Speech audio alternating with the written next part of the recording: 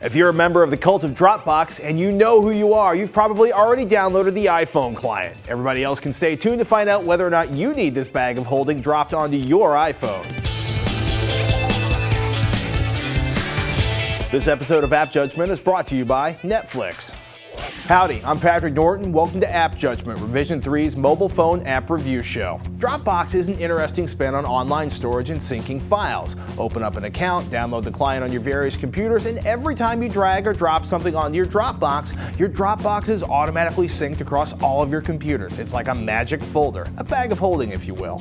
Save your files onto your Dropbox, and your changes are updated in every location, home and work, instantly, or as fast at least as you can move the files over the network. It's a simple way to sync files between home and office, and an easy way to share files with friends, whether it's a pile of baby pics or a script you're working on, and it's all backed up online onto Dropbox's secure servers. You get a modest 2 gigabytes of storage for free, $10 a month gets you 50 gigabytes of syncing goodness, and $20 a month gets you 100 gigabytes. And now there's an iPhone app to go with the Windows, Mac, and Linux clients. After the hot app of the day, we'll talk about how it works.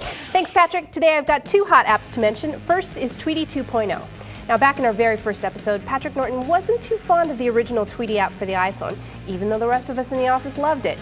Now, I haven't checked with him yet, but this latest release might change his mind. It still has the clean interface, but now there's video posting, landscape viewing, reply all, tweet blocker, and offline mode, and much, much more. It's $2.99 in the App Store. Next up is Viper Smart Start, free for the iPhone. And I think I'll let Robot Woman explain what this is. From Viper, the world leader in security and remote start. Simply touch the Smart Start icon on your iPhone and you'll instantly see your options. Lock and unlock your doors, open your trunk, panic or car finder, and start your car. Watch what happens when I press that button. That's right, I just started my car from my iPhone with Viper Smart Start.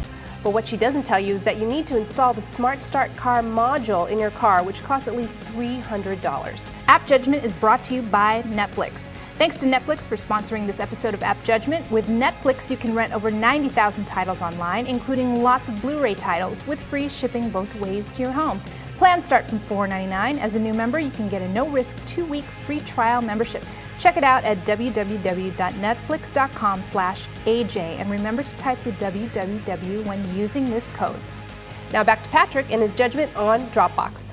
The Dropbox iPhone app essentially gives you a window to your Dropbox. You can sync photos and videos up to your Dropbox, view and play files from your Dropbox, and by clicking on the favorite star at the bottom of the interface, download a file to your iPhone so you can use it even when you can't get a 3G or Wi-Fi connection. There's a laundry list of compatible media files. Essentially, Dropbox can play anything iPhone's QuickTime can play. Various flavors of H.264 and MPEG-4 video, up to 640 by 480 pixels, 30 frames per second if you want to geek out. AAC files that aren't DRM protected, MP3, Audible, Apple lossless, APE, and WAV files.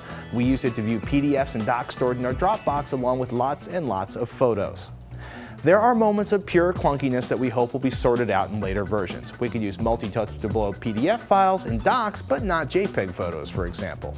You can't sync multiple photos at once, much less all the photos and videos off your iPod. You have to sync them one by one, which takes forever. It might just be me, but I couldn't move files around via the iPhone's Dropbox interface. So if you say want to move something from your Photos folder to your Public folder, you'll be doing it when you get back to a computer.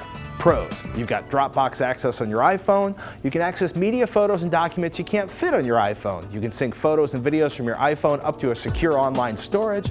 You can download files from your Dropbox to your iPhone for use when there's no network access. Cons: no ability to manage and move files in the iPhone's Dropbox interface. So if you think you're going to sit on the plane and move stuff around, think again. You can only upload a single file at a time from your iPhone's photo or video collection. And the use of multi-touch is not available in Photos, though it is in place for PDF files and docs, which means you get a photo the size of the screen, no bigger. Dropbox isn't perfect on the iPhone, but it's free, so we'll give it a download for anybody that already uses Dropbox on other platforms, or that wants a way to access more stuff than they can stuff into the iPhone's limited storage, or hey, if you want to back up photos and videos onto a Dropbox for safekeeping. That's it for this review of Dropbox. Do us a favor and send us your feedback. You can email us appjudgment@revision3.com. And if you haven't, you should subscribe to the AppJudgment feed at revision3.com/appjudgment, where you can find all of our mobile platform reviews. I'm Patrick Norton. We'll see you next time.